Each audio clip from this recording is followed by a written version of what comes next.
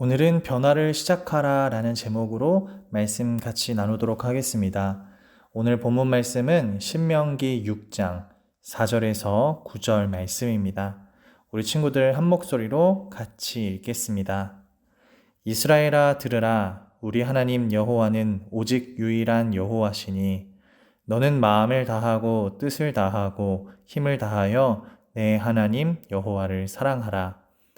오늘 내가 네게 명하는 이 말씀을 너는 마음에 새기고 내 자녀에게 부지런히 가르치며 집에 앉았을 때에든지 길을 걸어갈 때에든지 누워 있을 때에든지 일어날 때에든지 이 말씀을 강론할 것이며 너는 또 그것을 내 손목에 메어 기호를 삼으며 내 미간에 붙여 표로 삼고 또 내 집 문설주와 바깥문에 기록할지니라.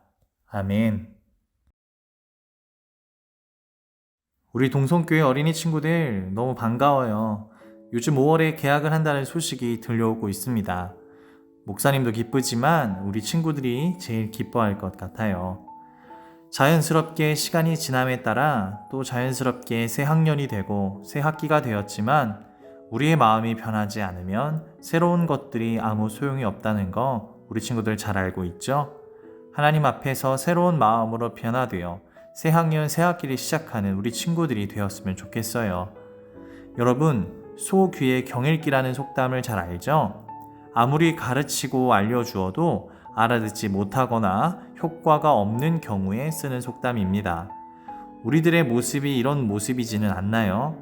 부모님이 말씀하시거나 선생님이 말씀하시는 것 중에 우리를 깨우치고 올바른 길로 인도해 주는 말들이 있는데 우리는 그냥 흘려보내고 변화되어지지 않는 부분들이 없는지 돌아보는 시간이 되었으면 좋겠습니다.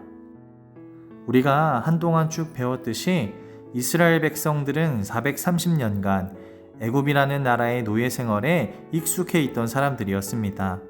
그들은 애굽의 수많은 우상들을 섬기고 있었고 아브라함, 이삭, 야곱, 요셉으로 이어지는 하나님에 대한 신앙이 그들에게는 절실하지 못했습니다. 그들은 분명히 하나님의 백성이었지만 삶은 애굽 사람들과 같았습니다. 그런 이스라엘 백성들을 하나님은 아브라함에게 약속하셨던 대로 가나안 땅으로 인도하기 위하여 430년 만에 모세를 통해 애굽으로부터 구원해 주셨습니다. 하지만 그 여정은 쉽지 않았어요. 200만 명 이상이나 되는 수많은 사람들이 철저한 준비 없이 사막이라는 광야로 나왔으니 얼마나 불편했을까요? 그러니 곳곳에서 불평과 불만이 터져 나왔어요. 하지만 하나님은 약속을 지키시는 분이십니다. 그렇기 때문에 그들의 모든 투정을 참아주시고 원하는 바를 다 들어주셨어요.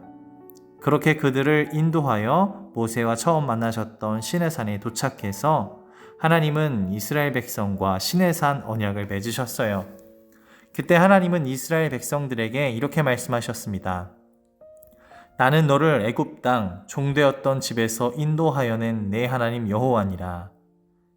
그리고 십계명을 잘 지키라 말씀하셨습니다. 그것은 하나님 사랑과 이웃 사랑에 대한 가르침이었습니다. 우리가 오늘 말씀을 통해 기억할 첫 번째는 말씀의 목적을 분명히 알아야 한다는 겁니다. 오늘 말씀인 신명기 6장 4절에서 9절 말씀은 신명기의 핵심입니다. 이스라엘은 하나님의 말씀에 귀를 기울여야 했습니다. 왜냐하면 그것만이 그들이 살 길이기 때문입니다. 지난 40년 동안 말씀에 귀 기울이지 못했던 이스라엘 백성들은 다 죽게 되었습니다.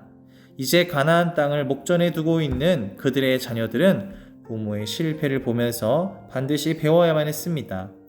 하나님의 말씀을 앞으로 가나안 땅에서 수많은 우상들과 타락한 생활들에 맞서서 이스라엘 백성들이 지켜야 할 신앙과 삶의 방향으로 주신 겁니다.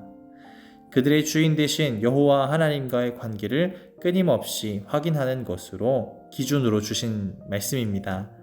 이 말씀은 지금까지 해왔던 이스라엘 백성들의 마음의 자세와는 차별되어야 합니다. 달라야 한다는 말이에요.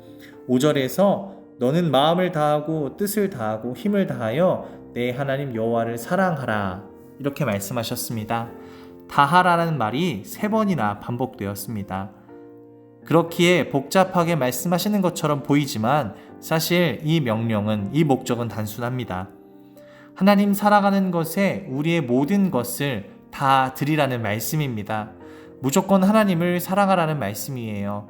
그렇기에 마음을 다하고 뜻을 다하고 힘을 다하여 하나님을 사랑한다는 것은 여호와 하나님의 말씀에 순종하고 동행하고 그 말씀과 법들을 하나하나 지키며 사는 삶입니다. 말로만 주님을 사랑한다 하면서 하나님을 향한 실천이 없다면, 말씀의 실천이 없다면 그것은 어쩌면 거짓된 믿음 그리고 사랑일 수 있어요. 말씀을 마음에 새기고 말씀을 부지런히 가르치고 집에 앉았을 때든지 길을 갈 때든지 누워있을 때든지 일어날 때든지 언제나 말씀과 함께 하라고 하나님은 명령하셨습니다. 이것이 여호와를 사랑하는 실천입니다. 우리 이렇게 말씀을 통해서 깨달을 수 있는 건 말씀의 목적은 하나님을 위함이 아니라 우리를 위함이라는 사실이에요. 말씀을 통해 우리를 지키고 우리가 구원의 길로 나아갈 수 있기 때문입니다. 우리가 하루를 하나님과 함께 시작하고 하나님과 함께 마무리하는 것이 우리의 삶에 얼마나 필요하고 중요한지를 깨닫고 또 그렇게 살아갈 수 있기를 주님의 이름으로 축복합니다. 두 번째로 기억할 것은 그런 말씀을 듣기만 하지 말고 말씀으로 변화하라는 겁니다. 돌판에 새겨진 계명들은 이스라엘 백성들에 의해 지켜지지 못했어요. 그래서 새로운 언약은 깨어지기 쉬운 돌판이 아니라 다른 방법으로 기억되어져야만 했습니다. 그것은 바로 어디에 새겨지는 것이냐? 우리의 마음에 새겨지는 것이었습니다. 쉽게 깨트릴 수 없도록 마음에 새기라고 하나님은 말씀하셨습니다. 그래서 하나님의 말씀은 돌판이 아니라 우리 마음에 있어야 돼요. 그리고 그 말씀이 우리 마음과 하나가 되어야 합니다. 이것은 단순한 문자가 아니라 바로 우리의 삶이 되라는 가르침입니다. 그리고 우리의 생명이 곧 하나님의 말씀을 통해서 주어진다는 걸 기억하라는 겁니다. 8절에서 9절을 보면 너는 또 그것을 내 손목에 메어 기호를 삼으며 내 미간에 붙여 표로 삼고 내 집 문설주와 바깥문에 기록할지니라 이렇게 말씀하셨습니다. 손목에 메고 미간에 붙이고 문설주와 문에 기록하는 행동들은 오직 하나님의 가르침을 우리와 온전히 하나가 되고 우리의 본성이 아닌 하나님의 말씀으로만 살겠다며 다짐하라는 강한 가르침입니다.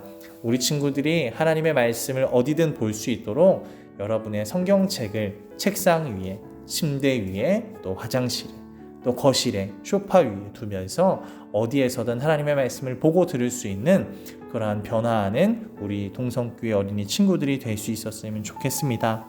말씀을 맺겠습니다.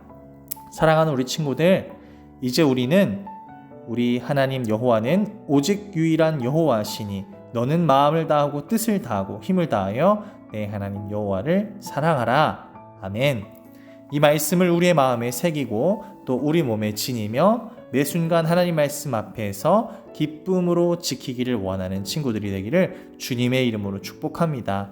그렇게 될 때 하나님이 누구보다 축복해 주시고 함께 해 주시며 건강하고 강한 자녀로 지켜주실 겁니다. 우리 친구들 오늘 말씀 기억하며 오늘 어버이 주일도 부모님한테 잘 하면서 또 마무리할 수 있기를 주님의 이름으로 축복합니다. 우리 같이 기도하겠습니다.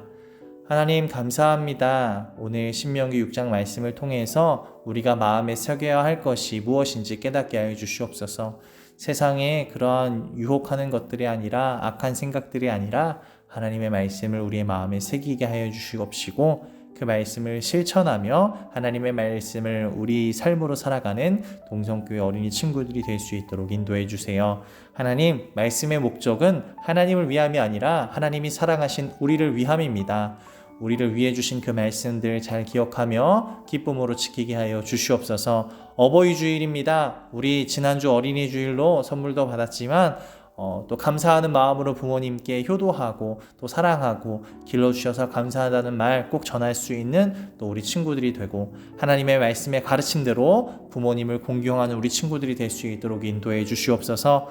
예수님의 이름으로 감사드리며 기도드립니다. 아멘.